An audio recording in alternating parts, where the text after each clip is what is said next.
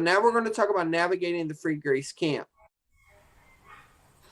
So you have two camps. We're just using them in general. The non-Free Grace camp and the Free Grace camp. Okay? Everything that does not free grace are unfree grace. Yes, yes. So this is from the Old Testament. This picture's not in the Old Testament, but it's talking about concepts that are. And this is the tabernacle.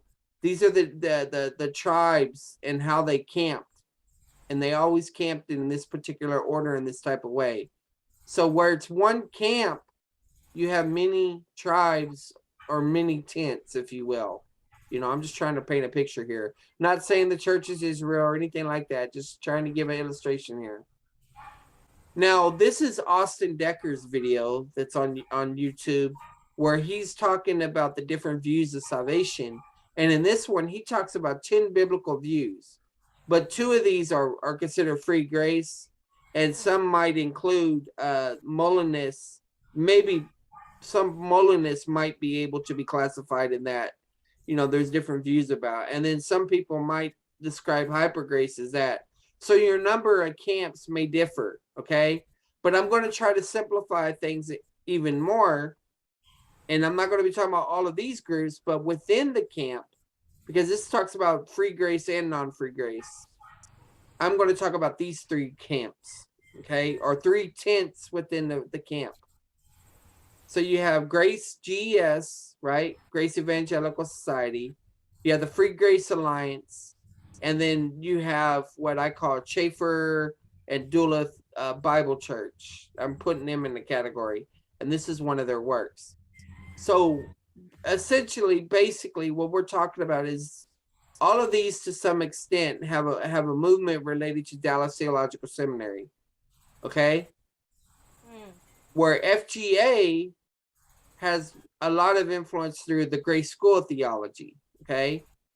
And then Schaefer is more focused on the Duluth Bible, those people there. So some people call this classical free grace. But regardless of that, just want people to have this in mind as you're dealing with the free grace. So you have GS, FGA, and Schaefer Duluth, I guess you could say.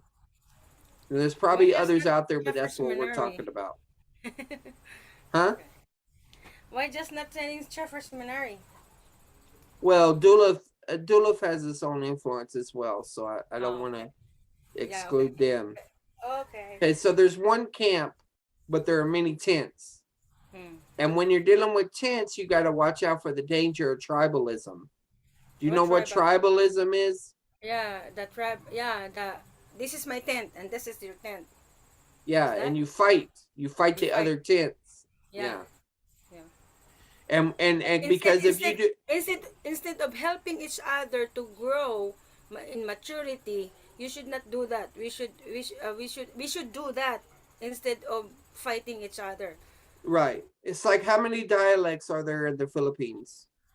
Oh no, many thousands. Okay, how many provinces and stuff, divisions? Oh my goodness, Charlie, I don't want to.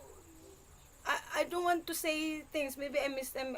It's okay, but you get the There's point. Many. But yeah, Tagalog is the national language. Yeah, so y'all are all underneath the camp of Tagalog.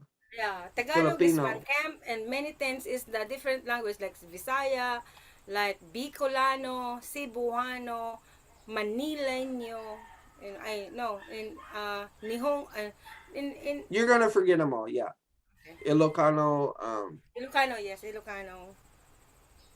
So, leading to cannibalism. So the problem with tribalism, it can lead to cannibalism. Okay, and I'm gonna show you the passage what I'm talking about. What is cannibalism, Janet? Cannibalism. My goodness, cannibalism. As far as I know, you're eating people. Yes, you're eating people. Good. All right. So 1 Corinthians 3:4, when he's talking about them being carnal, he said, "You are still fleshly. For sisters, jealousy and strife among you. Are you not fleshly, and you're not walking like mere men? For when one says, I am of Paul, another, I am Apollos, are you not mere men?" So this is the point, is that they were having one camp, right? But many tents. A tent of Paul, tent of support, Apollos all, and all of that. yeah. But they're all working together, as the passage is emphasizing. So there's the idea of tribalism. The behavior and attitudes stem from strong loyalty to one's own tribe or social group. And then the Galatians passage says this, after mentioning loving neighbor as yourself, it says, but if you bite and devour one another, take care that you are not consumed by one another. And then he says, but I say, walk by the Spirit, and you will not carry out the desire of the flesh. So there's the spiritual cannibalism, the fighting, okay? Yeah. And Smokey Saint, even though he's not free grace, he loves to point out when free grace is fighting and devouring each other. And part of that issue is that people think OSAS, once saved, always saved, and free grace are the same, but they're not, you know. No, no, I disagree with that. OSAS and free grace is not the same. Right. And we'll talk about some of those distinctives later on. But I'm just showing you Yeah, that and I will explain that to you, to those OSAS Filipino. That from an outsider, outside the camp perspective, it's viewed as cannibalism as well. Yeah. All right, so here's another picture of the camp. Right, here's the tabernacle and all the camp, but there's many tents. Okay. Yeah. All right.